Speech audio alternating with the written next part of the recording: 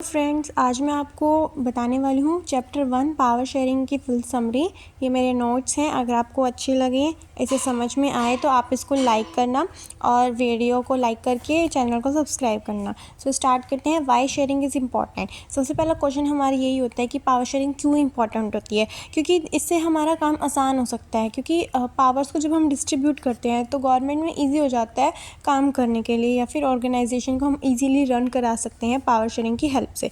ठीक है, अब इसमें हमें चैप्टर में 2 स्टोरीज पढ़नी है, एक बेल्जियम की एंड एक श्रीलंका की हमें स्टोरी पढ़नी है। तो फर्स्ट ऑफ ऑल हम बेल्जियम की स्टोरी पढ़ेंगे। सबसे पहले जो बेल्जियम है उसमें 2 रीजन्स हैं, एक फ्लैमिश रीजन है, एक वेलोनिया रीजन है। फ्लैमिश रीजन में 59% ऑफ डच स्पीकिंग रहते हैं, ठीक है, और वेलोनिया रीजन में 40% फ्रेंच स्पीकिंग पीपल रहते हैं और माइनॉरिटी में 1% जर्मन स्पीकिंग रहते हैं।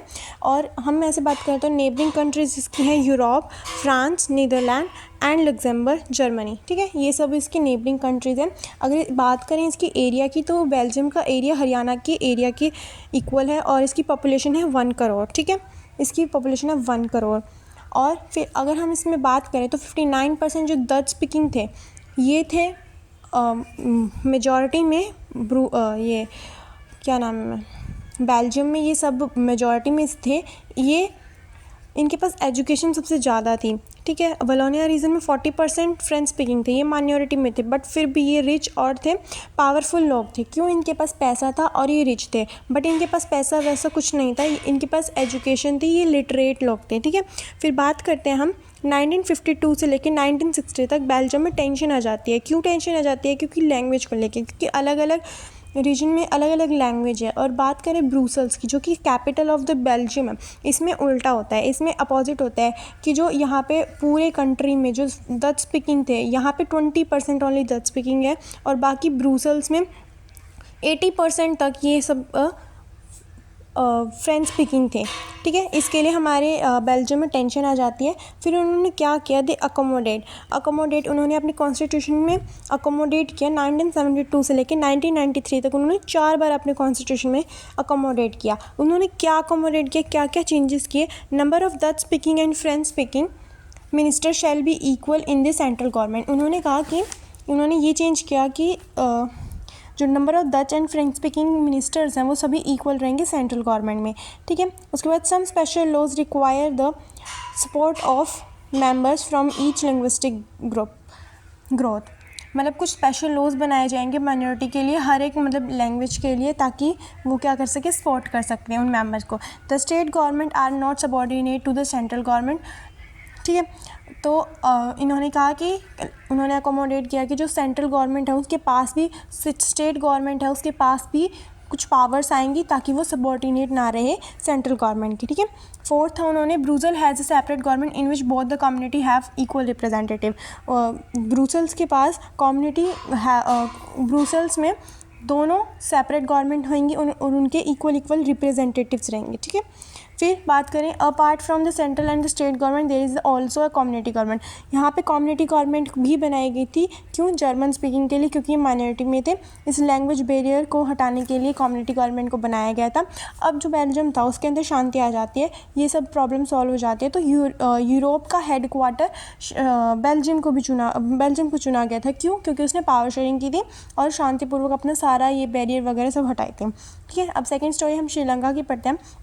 तो श्रीलंका में हमारे साउथर्न पार्ट में तमिलनाडु के नियर श्रीलंका है। ठीक है, इसकी पॉपुलेशन की बात करें तो इसकी 2 करोड़ है। Southern coast of the Tamil Nadu ये पड़ता है। ठीक है, और एक और इम्पॉर्टेंट बात है, तमिलनाडु में एलम को स्टेट कहा जाता है। ठीक है, कंफ्यूज नहीं होना है आपको। 79% जो थे यहाँ पे सिन्हाला स्पीकर थे, जो कि बुद्धिस्ट थे। ये गवर्नमेंट के सपोर्ट में थे, क्योंकि ये सबसे ज़्यादा मेजॉरिटी में थे, इसीलिए गवर्नमेंट इन्हें सपोर्ट कर रही थी।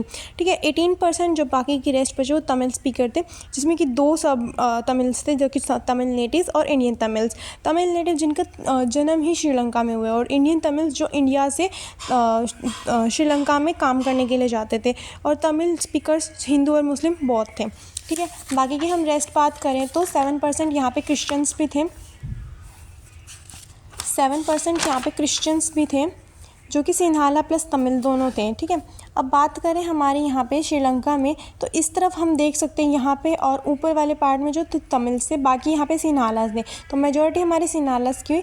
Northern plus eastern parts of the Sri Lanka speak Tamils, ठीक है। हमें पता चल गया श्रीलंका जो थी वो उसको सिन्हाला को फेवर करती थी बिकॉज ये मेजॉरिटीज़ में थे। अब फर्स्ट क्या हुआ, 1956 में एक एक्ट पास हुआ सिन्हाला ऑफिशियल लॉ का, ठीक है। सिन्हाला को ऑफिशियल लैंग्वेज घोषित कर दिया गया। Sinhalas prefer allies government. अब जो सिन्हालास थे उनको ऑफिशियल लैंग्वेज कर दी गई, ऑफिशियल लैंग्वेज घोषित कर दिया गया। तो उनको क्या कहा, गवर्नमेंट जॉब्स भी मिलने लगी, एडमिशन्स भी मिलने लगे, और new constitution projected to Buddhist, और नया कॉन्स्टिट्यूशन भी बुद्धिस्ट को प्रोटेक्ट कर रहा था क्योंकि ये मेजॉरिटीज़ में थे। अब लैंग्वेज, कल्चर और रिलीजन की बात करें, फिर जब सिन्हालास को ऑफिशियल लैंग्वेज घोषित कर दिया गया, तो तमिल जो थे माइनॉरिटी में वो चुप तो रहने वाले हैं नहीं, तो उन्होंने भी क्या स्टेप उठाए, पॉलिटिकल पार्टीज़ में डिमांड करने स्टार्ट कर दी कि तमिल को भी ऑफिशियल लैंग्वेज घोषित किया जाए, उनके लिए एक सेपरेट गवर्नमेंट बना दी जाए और उनको इक्वल अपॉर्चुनिटीज़ मिलनी चाहिए जैसे कि सिन्हालास को मिलती है। Government ignore they refuse, government ने ये सब इग्नोर किया और उनको मना कर दिया। Tamil said that make a separate government but government ignore. तो तमिल्स कहते हैं कि अगर चलो ठीक है, तुम हमारे लिए ऑफिशियल लैंग्वेज मत घोषित करो, लेकिन हमारे लिए एक सेपरेट गवर्नमेंट बना दो ताकि हम आसानी से रह पाएँ। तो गवर्नमेंट ने भी ये इग्नोर कर दिया। तो वहाँ पे ये सब चल रहा था, तो उनके बीच में सिविल वॉर हुई। क्या कमेंट करके बताना कि क्या सिविल वॉर होना अच्छी बात है या गलत बात है। एक कंट्री में सभी कंट्री को चलाने के लिए क्या सिविल वॉर होनी चाहिए। सोशल प्रॉब्लम और कल्चर प्रॉब्लम को लेके सिविल वॉर होती है। पावर शेयरिंग इज़ रॉन्ग, यहाँ पे पावर शेयरिंग रॉन्ग है, क्योंकि जिस भी कंट्री में सिविल वॉर होती है वहाँ पे पावर शेयरिंग अच्छी नहीं है, वहाँ पे पावर शेयरिंग गलत तरीके से की हुई है। अब सबसे इंपॉर्टेंट क्वेश्चन हमारा, why power sharing is desirable. Power sharing को क्यों अच्छा माना जाता है। दो रीज़न है, प्रूडेंशियल रीज़न और मॉरल रीज़न। प्रूडेंशियल रीज़न इतना इंपॉर्टेंट क्यों है, क्योंकि ये सोशल कन्फ्लिक्ट्स को नहीं होने देता। वहाँ पे गवर्नमेंट में पीपल्स में स्टेबिलिटी को बनाए रखती है, प्रूडेंशियल रीज़न। और मोरल रीज़न क्या होता है, अगर पावर शेयरिंग डेमोक्रेसी में है तो वो सबसे अच्छी बात है। तो वो soul of democracy power sharing है। Power sharing is the spirit of democracy, ठीक है। अब हम अपने लास्ट की तरफ बात करें। लास्ट टॉपिक है हमारा forms of power sharing. Horizontal distribution of power sharing. Horizontal distribution यानी कि ऐसे, ठीक है। 3 types of government, same level but different power. इनका लेवल सेम है। ऑर्गन्स ऑफ द गवर्नमेंट है legislative, executive and judiciary. Legislative ये होते हैं जैसे पीएम, मिनिस्टर, सीएम वगैरह जो हो गए, वो लॉज बनाते हैं। और एग्जीक्यूटिव जो एग्जीक्यूट कराते हैं जैसे कि आईपीएस, आर्मी वगैरह हो गया। और जुडिशरी जो कि कोर्ट वगैरह जज जो इन दोनों को देखता है। इन दोनों की अगर इनमें कोई भी लेवल या कोई भी ऑर्गन किसी पे भी ज़्यादा पावर लेने की कोशिश करता है तो ये एक दूसरे पर चेक रखते हैं, उसे रोकते हैं। इस सिस्टम को चेक एंड बैलेंस कहा जाता है। These are the organs of the government. ये अलग अलग हैं, अलग अलग इनका काम होता है, लेकिन एक दूसरे पर नज़र रखते हैं। ये same level but different power. It ensure that no organ can exercise unlimited power of the other. This system is also known as the check and balance. Horizontal power sharing. Vertical distribution of power sharing में हमारी federal government आ जाते हैं, central government, state government and local government. Local government पे पंचायत वगैरह होती हैं। तो अब हमारे लास्ट टॉपिक है ये different social groups of power sharing. हमारी third form of power sharing है सोशल ग्रुप्स के बीच में। रिलीजन, कल्चर और लैंग्वेज को लेके हमारे यहाँ पे भी कुछ सोशल ग्रुप्स बनाए गए हैं। जैसे कि यहाँ पे सॉल्यूशन है उसका रिजर्वेशन। जैसे कास्ट सिस्टम को लेके हमारे यहाँ पे रिजर्वेशन बनाई गई है इंडिया में। और सबसे अच्छा एग्जांपल देखा जाए लैंग्वेज के लिए तो community government in the Belgium, ठीक है।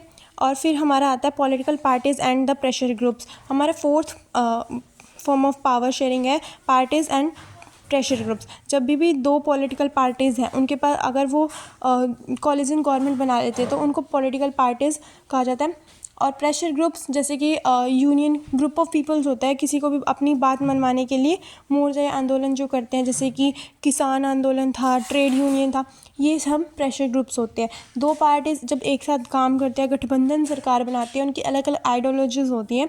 इलेक्शंस को विन करने के लिए वो कोलिशन गवर्नमेंट बनाती है। This is the whole chapter and I hope you will understand.